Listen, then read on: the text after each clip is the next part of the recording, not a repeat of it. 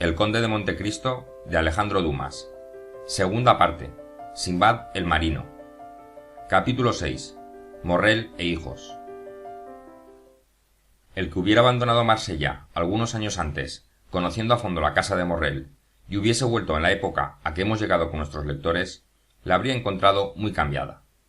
En vez de ese aroma de vida, de felicidad y de holgura que exhalan, por decirlo así, las casas en estado próspero, en lugar de aquellos alegres rostros que se veían detrás de los visillos de los cristales, en vez de aquellos corredores atareados que cruzaban por los pasillos con la pluma detrás de la oreja, en vez de aquel patio lleno de fardos, retumbando a los gritos y a las carcajadas de los mozos, hallaría a primera vista un no sé qué de triste, un no sé qué de muerto. En aquellas oficinas sólo quedaban dos de los numerosos empleados. Uno era un joven de 23 o 24 años, llamado Manuel Raymond, que, enamorado de la hija de Morrel, permanecía en el escritorio, a pesar de todos los esfuerzos que hacía en contrario su familia. El otro era un viejo empleado en la caja.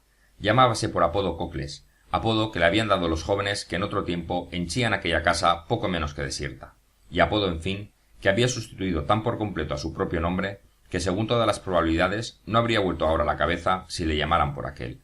Cocles permanecía al servicio del señor Morrel, habiéndose verificado en la situación de aquel hombre un cambio muy singular. Había ascendido a cajero y descendido a criado.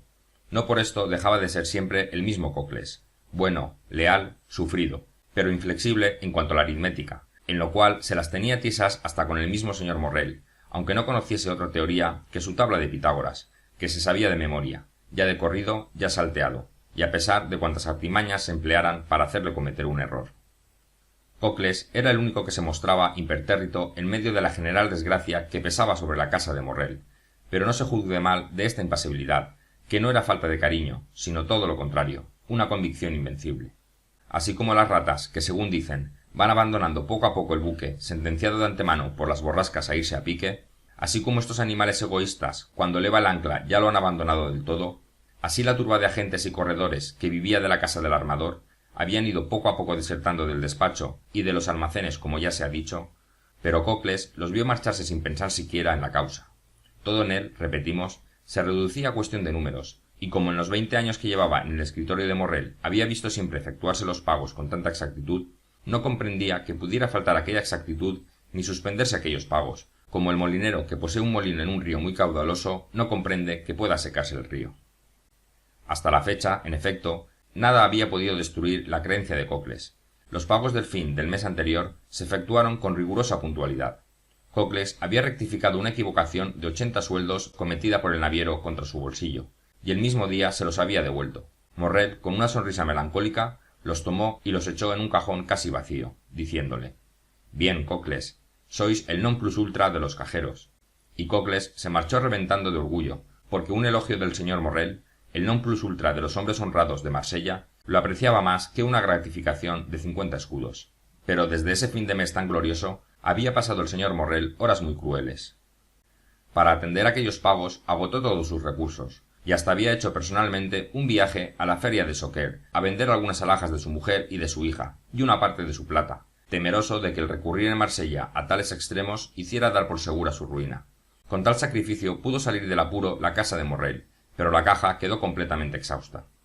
Con su habitual egoísmo, el crédito iba alejándose de ella por los rumores que circulaban, y para hacer frente a los 100.000 francos del señor de Bobby a mediados del mes actual y a otros 100.000 que iban a vencer el 15 del mes siguiente, no contaba en verdad el señor Morrel sino con la vuelta del faraón, cuya salida había anunciado un buque que acababa de llegar y que había salido al propio tiempo que él.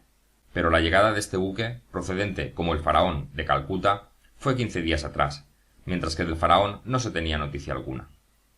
Este era el estado de la casa de Morrel e hijos, cuando la misma mañana en que hemos dicho ajustó con el señor de Bobby su importantísimo negocio el agente de Thompson y French de Roma, se presentó en casa del señor Morrel. Manuel salió a recibirle, y como toda cara nueva le asustaba, porque en cada cara nueva veía un nuevo acreedor que, inquieto por la fortuna de la casa, venía a sondear al comerciante. Manuel, repetimos, quiso evitar esta visita al señor Morrel, e hizo 1000 preguntas al recién venido, el cual le manifestó que nada podía decir al señor Manuel, pues necesitaba entenderse con el señor Morrel en persona. Llamó el joven suspirando a Cocles, que apareció al punto, recibiendo la orden de llevar al extranjero al gabinete del naviero. Cocles salió y el extranjero le siguió. En la escalera tropezaron con una joven muy linda, de 16 a 17 años, que miró al extranjero con visible inquietud. Cockles no reparó en esta mirada, pero sí, al parecer, el extranjero. El señor Morrel está en su despacho, señorita Julia, ¿no es verdad?, le preguntó el cajero. Sí, creo que sí, respondió la joven vacilando. Cercioraos antes, Cockles, y si está, anunciad a este caballero. Será inútil anunciarme, señorita. El señor Morrel no conoce mi nombre, respondió el inglés. Este caballero solo tiene que decir que soy el comisionista principal de la casa Thomson y French de Roma, con la cual está en relaciones la de vuestro padre. La joven se puso pálida y siguió bajando, mientras Cockles y el extranjero seguían subiendo.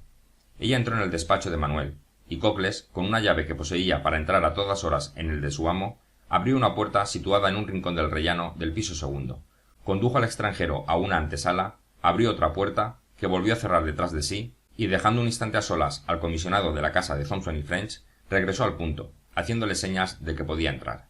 Halló el inglés al señor Morrel sentado delante de una mesa, palideciendo al contemplar las columnas de números de su pasivo. Al ver al extranjero, cerró el señor Morrel el libro de caja y se levantó para acercar una silla. Luego que le vio sentado, se volvió él también a sentar. 14 años habían cambiado al digno negociante a quien conocimos a edad de 36, al principio de esta historia. Ahora frisaba en los 50. Sus cabellos habían encanecido, su frente, poblada de melancólicas arrugas, y su mirada, en otro tiempo tan firme, era a la sazón irresoluta y vaga, como si temiera cada momento verse obligado a bajarla ante una idea o ante un hombre. El inglés lo contempló con un sentimiento de curiosidad mezclado de interés. Caballero, le dijo Morrel, a quien parecía molestar el examen de que estaba siendo objeto. Caballero, ¿deseáis hablarme? Sí, señor. Sabéis de parte de quién vengo, ¿no es verdad? De parte de la casa Thomson y French, según me ha dicho mi cajero. Os ha dicho la verdad. En todo este mes y el próximo necesita la casa de Thomson y French pagar en Francia unos 400.000 francos, y conociendo vuestra probidad, ha reunido todo el papel que corría vuestro, encargándome que lo hiciera efectivo a medida que venciera. Morrel exhaló un profundo suspiro y se pasó la mano por la frente, cubierta de sudor. ¿Entonces tenéis pagares míos? Preguntóle al inglés. Sí, caballero, pagarés que importan una suma considerable. ¿Cuánto? Preguntó Morrel con acento que en vano quería que pareciese firme. Ahí lo tenéis, respondió el inglés sacando un legajo de su bolsillo. Aquí tenéis un endoso de 200.000 francos hecho a nuestra casa por el señor de Bobby, inspector de cárceles. ¿Reconocéis deber esta cantidad al señor de Bobby? Sí, caballero. Son unos fondos que colocó en mi casa al 4,5% hará pronto 5 años. ¿Y debéis reembolsársela? La mitad el 15 de este mes, y la otra mitad el 15 del próximo. Muy bien. Ved ahora valores importantes. 32.500 francos, pagaderos a fin de este mes. Son pagares vuestros que nos han traspasado sus tenedores. Los reconozco, dijo Morrel, poniéndose colorado de vergüenza al pensar que por primera vez en su vida no podría hacer honor a su firma. ¿Es esto todo? No, caballero, que tengo aún unos 55.000 francos, traspasados a nuestra casa por las de Pascal y Wilde y Turner de Marsella. Importan estas sumas 287.500 francos. Era indescriptible lo que estaba sufriendo en aquellos momentos el pobre Morrel. 287.500 francos, repitió maquinalmente. Sí, señor, repuso el comisionista. Ahora, pues, prosiguió después de una breve pausa, no debo ocultaros, señor Morrel, que aun reconociendo vuestra probidad sin tacha hasta el presente, dícese por Marsella que no estáis en disposición de hacer frente a vuestros créditos. A esta salida casi brutal, palideció Morrel. Caballero, dijo, hasta el presente, y hace ya 24 años que recibí la casa de manos de mi padre, que a su vez la había regentado 35. Hasta el presente, ni una firma de Morrel e hijos se ha desairado en mi caja. Ya lo sé, respondió el inglés, pero habladme de hombre honrado a hombre honrado. ¿Pagaréis estas con la misma exactitud? Morrel se estremeció, mirando al que le hablaba así con una firmeza que antes no había tenido. A preguntas hechas con tal franqueza hay que responder necesariamente de la misma manera. Caballero, pagaré si mi buque llega sano y salvo, como espero, pues con su llegada recobraré el crédito que me han quitado las desgracias de que he sido víctima. Pero si me faltase el faraón, si me faltase mi último recurso. Las lágrimas se agolparon a los ojos del desdichado armador. ¿De modo que si os faltase este último recurso? Le preguntó su interlocutor. Pues bien, repuso Morrel, mucho me cuesta decirlo, pero acostumbrado ya a la desgracia, necesito acostumbrarme también a la vergüenza. Pues bien, me parece que me vería en la precisión de suspender los pagos. ¿No contáis con amigos que puedan ayudaros en esta ocasión? Morrel se sonrió con tristeza. Bien sabéis, caballero, contestó, que en el comercio no hay amigos, sino socios. Es cierto, murmuró el inglés. Luego no tenéis más que una esperanza. Una sola. ¿Qué es la última? La última. De suerte que si os sale defraudada... Estoy perdido, caballero, completamente perdido. Cuando yo me dirigí a vuestra casa, entraba un buque en el puerto. Ya lo sé, un joven que me ha permanecido fiel, a pesar de mi desgracia, pasa mucha parte del día en un mirador de esta casa, con la idea de poder traerme alguna buena noticia. Por él me enteré de que había llegado ese navío. ¿Y no es el vuestro? No, es la Gironda, buque bordelés, que viene también de la India, como el mío. Tal vez haya visto al faraón y os traiga noticias suyas. ¿Queréis que os diga una cosa, caballero? Casi tanto temo saber noticias de mi bergantín como estar en incertidumbre. La incertidumbre encierra algo de esperanza.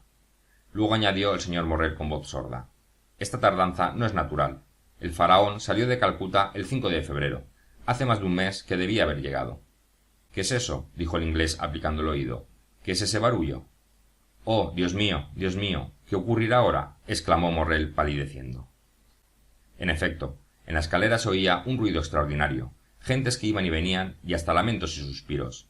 Levantóse Morrel para abrir la puerta, pero le faltaron las fuerzas, y volvió a caer sobre su sillón. Los dos hombres estaban frente a frente. Morrel temblando de pies a cabeza, el extranjero mirándole con profunda compasión. Aunque había cesado el ruido, Morrel al parecer aguardaba alguna cosa. En efecto, el ruido debía tener su causa, y además un resultado. Al extranjero le pareció oír que subían muy quedito la escalera, y que los pasos, que eran como de muchas personas, se paraban en el descansillo. Alguien introdujo una llave en la cerradura de la primera puerta, cuyos goznes se oyeron rechinar. Solo dos personas tienen la llave de esa puerta, Cocles y Julia, murmuró el naviero. Al mismo tiempo abrióse la segunda puerta, apareciendo la joven, pálida y bañada en llanto. Morrel se levantó temblando de su asiento, teniendo que apoyarse en el brazo de su sillón para no caer. Quería preguntar, pero le faltaba la voz. Oh, padre mío, dijo la joven juntando las dos manos, perdonad a vuestra hija el ser portadora de una triste nueva. Morrel palideció intensamente y Julia se echó en sus brazos. Oh, padre mío, murmuraba, valor. ¿De modo que el faraón se ha perdido? Balbució Morrel. La joven no respondió, pero con la cabeza, que reclinaba en el seno de su padre, hizo una señal afirmativa. ¿Y la tripulación? inquirió Morrel. Se ha salvado, respondió la joven. La ha salvado el navío bordelés que acaba de llegar. El bueno del señor Morrel levantó las manos al cielo, con un sublime ademán de gratitud y resignación. Gracias, Dios mío, exclamó. Al menos solo me herís a mí con este golpe. No obstante su impasibilidad, el inglés se sintió afectado por la escena. Una lágrima humedeció sus ojos. Entrad, añadió Morrel, entrad, pues me presumo que estáis todos a la puerta. En efecto, pronunciadas apenas estas palabras, apareció sollozando la señora Morrel, seguida de Manuel. En el fondo de la antecámara se percibían las rudas facciones de 7 u 8 marineros medio desnudos.